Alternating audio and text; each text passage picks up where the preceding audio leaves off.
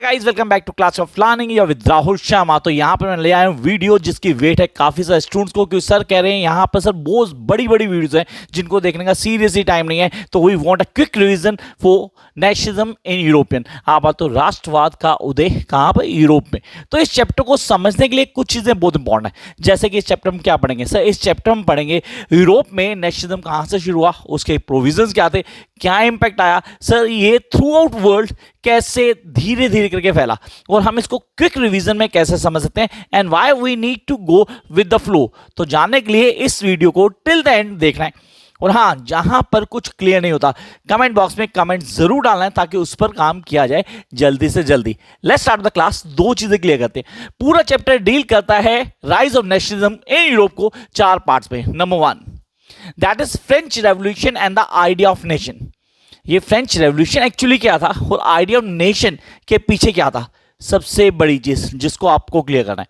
Number two, visualization the nation. Sir visualizing, visualizing हम सब जानते हैं सर, आजकल पिक्चर्स, इमेजेस, रिटन मटेरियल या ऑब्जेक्ट्स को विजुअलाइज करते हैं। तो visualization of the nation, this is something very important. Then come to next one, unification of Germany and Italy. Sir यहां पर अगर मैं बोलूं 10 साल का फर्क था, पहले इटली हुआ फिर जर्मनी हुआ, 10 साल के डिफरेंस को पूरा हाईलाइट किया गया। Then come to next one, imperialism and nationalism. What is imperialism and nationalism. तो इससे पहले मैं आगे चलूं, पहले क्लियर करते हैं नेशनलिज्म होता क्या। नेशनलिज्म नॉर्मली एक विचारधारा है जिसको बोलते हैं thought process of someone. When you love your country it means nationalism. Okay, I'm an Indian, I'm being an Indian, I love my country. Serious, this is something very important. आप बोलते हो sir जब आप अपनी country को प्यार करते हो तो उसके लिए कुछ भी करने को तैयार हो, तो इसे नेशनलिज्म कहते हैं। यहां से शुरुआत होती है नेशनलिज्म की। अभी नेशनलिज्म का जो कॉन्सेप्ट है, फ्रेंच रेवोल्यूशन शुरू कहां से हुआ था सर, स्टार्टेड इन 1789। सर 1789 में शुरू हुआ, marked by the age of revolution Europe. यहां पे रेवोल्यूशन शुरू हुआ यूरोप से, जिसके चार बेसिक प्रिंसिपल्स थे। आई रिपीट, चार बेसिक प्रिंसिपल्स जो आपके दिमाग में पूरी तरह क्लियर होनी चाहिए। आपने कहा सर चार, इक्वालिटी द फर्स्ट वन जो दिमाग में रहना चाहिए सर, इक्वालिटी, हर आदमी बराबर है। आपने कहा हर आदमी बराबर है, उसके कॉन्सेप्ट क्या है, कैसे क्लियर करने का तरीका क्या होगा सर। यहाँ पे बराबर नहीं था, मोनाज थे, राजा, राजा का बेटा राजा, तो बराबरी तो होगी नहीं। वहां पे आधे ज्यादा लोग जो टैक्स देते थे उनको तो वोट देने का अधिकार भी नहीं था। तो डेफिनेट लोग जरूरत से ज्यादा जब फोर्स किया जाता है ना, या उनको टॉर्चर किया जाता है, तो एक लिमिट होती है, लिमिट क्या टूटता है। तो पहला पॉइंट सबसे इंपॉर्टेंट होता है equality. Number two, that is sir liberty.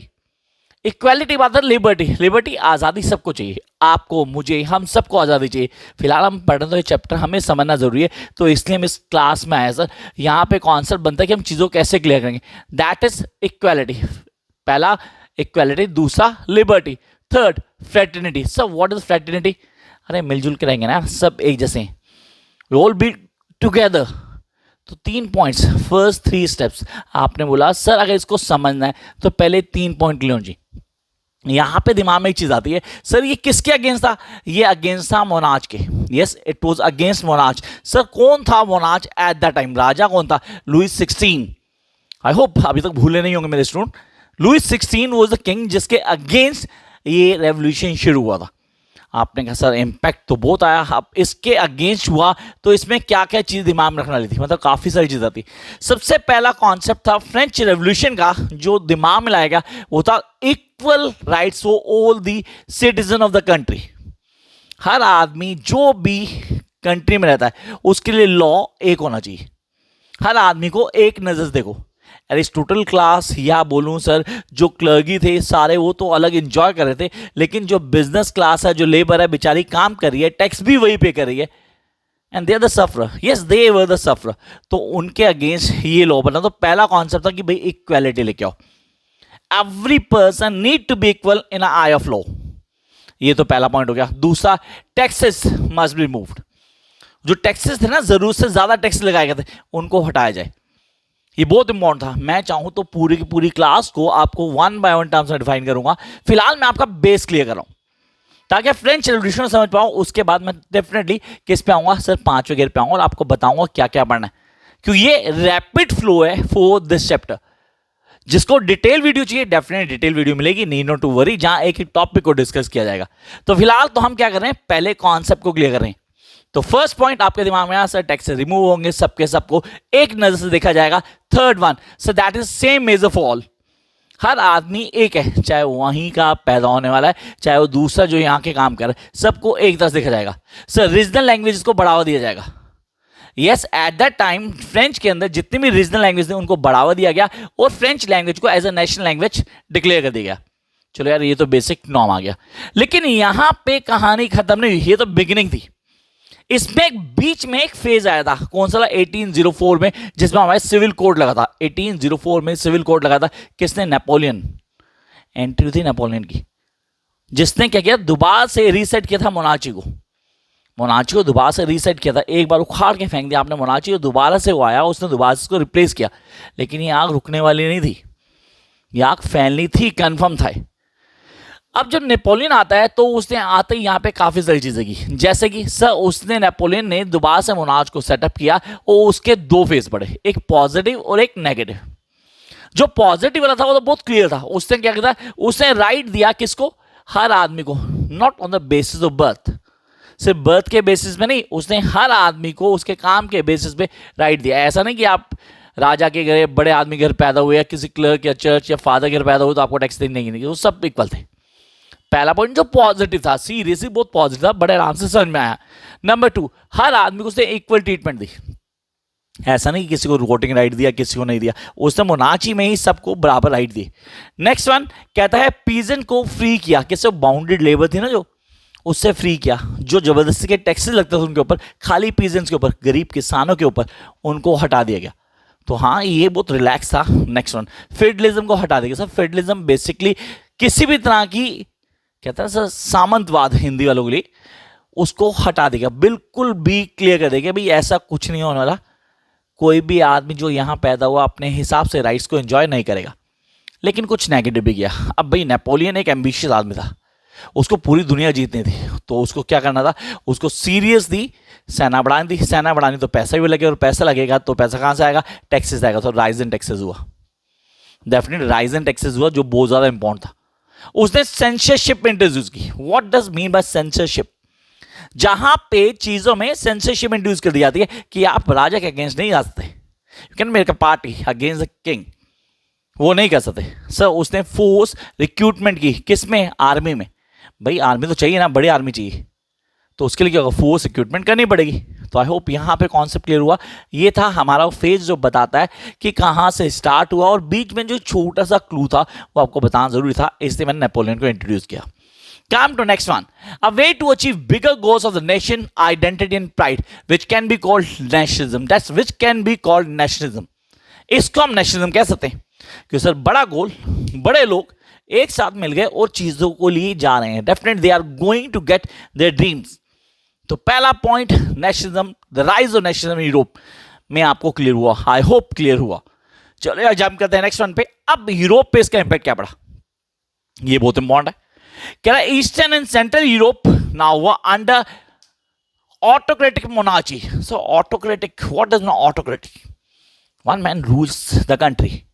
Autocratic, जहां सब डिसीजन वहां लिए जा रहे हैं। तो भाई जहां एक आदमी अपने हिसाब से हर चीज को डील करेगा, वहां कहीं ना कहीं प्रॉब्लम होगी, क्योंकि वो अपने राइट्स को जरूर से ज्यादा एंजॉय करेगा और दूसरे के राइट्स को सरपास कर देगा, दबाव बनाएगा, उनको दबा देगा, वो कहीं ना कहीं नुकसान करेगा हर स्टूडेंट, हर सिटीजन के लिए।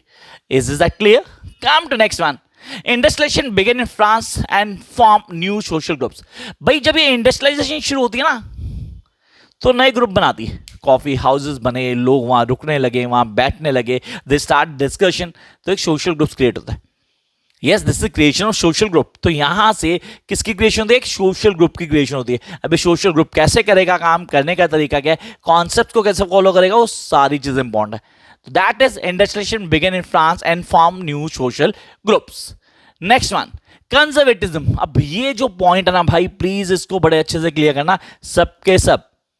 हाँ भाई, वो कौन भाई की बहनें भी ध्यान से सुनेंगी कि कंजर्वेटिज्म का जो टॉपिक है ना, इसको दिमाग में रखना, पेपर में क्वेश्चन आएगा ही आएगा। तो conservatism was a political philosophy that highlight the significance of traditional and setup institution and custom. Sir इसने ना एक अलग आइडियोलॉजी क्रिएट की, अलग आइडियोलॉजी पूरी यूरोप के अंदर फैल चुकी थी, जहां लोग कंजर्वेटिव हैं, वो अपने थॉट प्रोसेस को बदलने वाले नहीं है, they won't change their thought process. ना थॉट प्रोसेस को चेंज करेंगे, ना ही किसी चीज को बदलने वाले हैं, वो वैसे ही रहेंगे। और अब आप लोगों के लिए था कि हम कैसे डील कर रहे हैं, how going to connect with it, हम चीजों कैसे कनेक्ट करते हैं और हमें क्या फायदा होने वाला है। ये वाला पॉइंट सबसे इंपॉर्टेंट था, जो यूरोप में हमारा इंपैक्ट था ना किसका, फ्रेंच रेवोल्यूशन का, उसको देखना है। चलो यार आगे आते हैं। एज ऑफ रेवोल्यूशन, ये जो एज ऑफ रेवोल्यूशन थी ना, इसको याद रखना, 1830 टू 1848। ये रहा आपके दिमाग में एनर्जी। सर शुरू कहां से होते हम, शुरू होते हम 1789 से, फिर 1804 में रुके थे, कहां, सिविल कोड जो आया था नेपोलियन ने इंट्रोड्यूस किया। फिर हम आ गए सीधा एज ऑफ रेवोल्यूशन पे, जो डील कर रही थी किस बात को, जो डील कर रही थी 1830 टू 1848 के कॉन्सेप्ट को। Here we have the Treaty of Constantinople. अब भाई ये कॉन्स्टेंटिनोपल की जो टीटी थी ना, इसको भूल मत जाना, पेपर में क्वेश्चन मिलेगा, फिर कहोगे सर ने बताया था हमने ध्यान नहीं दिया। That is the treaty of Constantinople of 1832, recognize as a Greece as a free nation. तो ग्रीस को फ्री नेशन मिला था इस ट्रीटी के बाद।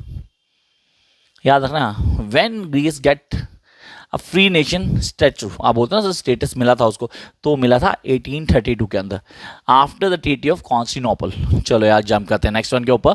That is culture and language played a major role in creativity and idea of nation. That's something very very important.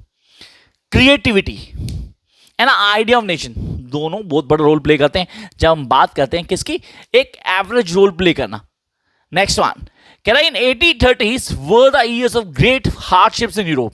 से वो time था जहां लोग बहुत बुरे हालात से निकल रहे, स्पेशली द मिडिल क्लास और lower middle class. They don't have work to do, life was hell for these people. वो उससे निकल नहीं पा रहे थे, they want to get out of it, but seriously चीजें उनके हिसाब से काम नहीं कर रही थी। तो ये आपको बहुत अच्छे से समझना है कि यार ये क्लियर कैसे करना है। तो 1830s was the year of the great hardship in Europe. Next one, the last point that's key. Revolution 1848 led by liberals demanded for the national unification. National unification की डिमांड की गई। जो भी लोग डिमांड कर रहे थे इसकी, जो भी लोग इसकी बातें कर रहे थे, तो उनको कहीं ना कहीं यूनिफिकेशन की जरूरत थी। दे वांट कि भाई एक आदमी लीड करेगा, जहां हम बोलते हैं सेंटर से लीड करना, चीजों को समझना। So this is all about the French Revolution and the idea of nation. I hope it been clear to everyone. तो first step is done. So 4 pillar थे, पहला पिलर हमने यहाँ क्लियर किया। Come to the second one, visualizing the nation. So visualizing, visual करना, हम nation को vision करते हैं। विजन कैसे करेंगे, इसमें काफी सारी चीजें आएंगी। Using an image, object, picture, written word, sound और particular work. This is something very important. जो आप कहते हैं विजन करना, हमारे यहाँ क्या कहते हैं, भारत माता की इमेज बनती थी, that is visualization. I hope now you can connect what is visualization nation. तो हम भारत माता बोलते, माता में एक मदर फिगर आती थी जो चेन्स में थी, अगर हमने बुक में वो फिगर देखी है तो। Then number 2, during revolution artist depict the nation like a person. जो मैंने अभी बोला, आर्टिस्ट ने नेशन को एज अ पर्सन दिखाया कि हम उसके लिए काम करें। And then we have the female figure can be allegory to the nation. Sir this is something very important. Allegory poetry device use किया, लैंग्वेज में पोएट्री डिवाइस यूज किए जाते हैं। And we have that figure, जैसे मैंने भारत माता, तो women figure को हाईलाइट किया गया। तो ये तो गया विजुअलाइजेशन। इसको पिक्चर्स में काम करते हैं, क्या है हमारे पास पॉइंट कौन कौन से क्लियर करने हैं। तो दिस वाज सेकंड पॉइंट जो आपके दिमाग में स्टोर होना चाहिए for the rise of nation in Europe. So first 2 wickets down, guys. Time to work on the third one. Here we have the third one, unification of Germany and Italy. अब भाई unification मिलना चाहिए। आपने कहा पहले हमने बात की इटली के 10 साल बाद जर्मनी। तो इटली के पॉइंट्स पहले पढ़ेंगे हम। Reason, French, Austria and popes, हाँ repeat, French, Austria and popes had control over the now some Italian states. French थे, जर्मन थे और पोप्स सर हेड, आज ही बोलते हैं पोप्स हेड हैं, इनका कंट्रोल था कुछ पार्ट्स के, किसके, इटली के कुछ स्टेट्स में इनका पूरा कंट्रोल था। पहला तो पॉइंट यह भाई, अब यूनिफिकेशन इंपॉर्टेंट थी। यूनिफिकेशन एक कैसे करेंगे, जब इन कंट्रोल्स को हटाया जाएगा। Second, northern Italy was controlled by Count Cavour. Northern Italy को काउंट कैवोर करता था, whereas southern Italy was controlled by Garibaldi. भाई इन दोनों के नाम को अच्छे से याद रख लेना, ये भूलने नहीं है, आपने काम करेंगे। And the last, Rome join Italy, Rome ने इटली को ज्वाइन कर लिया। तो ये तो भाई जब स्टेप बाय स्टेप चलेंगे तो यूनिफिकेशन देखिए इटली की, और ये 4 पॉइंट आपको इटली की यूनिफिकेशन में ऑन टिप पहुंची। काम टू जर्मनी, 10 साल के बाद जर्मनी की यूनिफिकेशन हुई। यहां पे आया Russia led German unification supported by German population and strong army. This is something very important कि German army along with German population support कर रही थी। तो Russia led German unification supported by German population and strong army. Now Bismarck to control, sir ये वाला जो point था ना, बिस्मार्क जो कंट्रोल ले लिया पूरा पूरा, ये एक बहुत बड़ा रोल प्ले करता है in the unification of Germany. Second, here the victory of Persia over Denmark, Austria and France. Persians won the respect for the other Germans, and the last not the least, people accepted Persian leadership. उन्होंने Persian leadership को पूरी तरह से accept कर लिया. They accepted Persian leadership. So this was the third important point of this particular chapter, the rise of nationalism in Europe. I hope तीनों point clear होंगे। जिस बच्चों को कोई पॉइंट क्लियर नहीं हो, लगा कि सर इसकी डिटेल एक्सप्लेनेशन चाहिए, तो डेफिनेटली आपके कमेंट के बाद डिटेल एक्सप्लेनेशन की वीडियो मिलेगी 100%। Come to the next one, that is imperialism and nationalism. जैसे हमने क्लास में शुरू करते ही बात की थी नेशनलिज्म की, एक विचारधारा, एक thought process, when you love your country, उसको हम बोलते हैं nationalism. Imperialism is the rule of powerful over the weaker section of society. कह रहे कमजोर पर ताकतवर का अधिकार इंपीरियलिज्म कहलाता है। ब्रिटिश ने किया इंडिया पे, काफी साल किया। India was a colony of Britishers. तो आप बोलते सर उस थॉट प्रोसेस को यहाँ पे समझना हमारे लिए इम्पोर्टेंट था। आगे चलते हैं, मेजर पॉइंट आता है number 1, Europe was marked by the lords of चॉर्स एंड टर्मोइल। हम सोचते हैं कि ब्रिटिश ने रूल किया, लेकिन यूरोप में खुद में बहुत उस वक्त बहुत ज्यादा प्रॉब्लम चल रही थी। तो आप बोलते हैं हाँ सर ये वो फेज था जहां पे Europe was having lots of चॉर्स and turmoil. And the last not the least point of this particular chapter कहता after 1871 there was an important change in the concept of nationalism in Europe. बहुत बड़ा change आया in the concept of nationalism in Europe. So this was a small effort from my side to clear the chapter. I hope concept clear होगा। Share your thoughts in comment box. Bye guys.